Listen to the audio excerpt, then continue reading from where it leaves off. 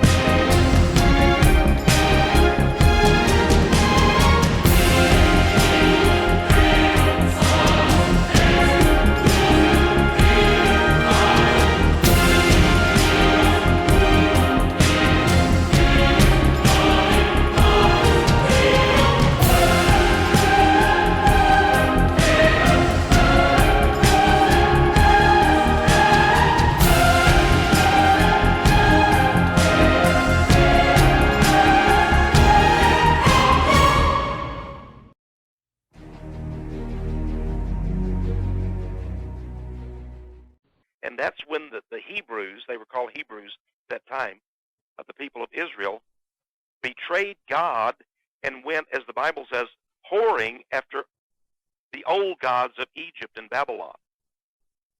They left the true God then and began to worship. And Amos says one of the gods they worshiped was Moloch, the great god of fire.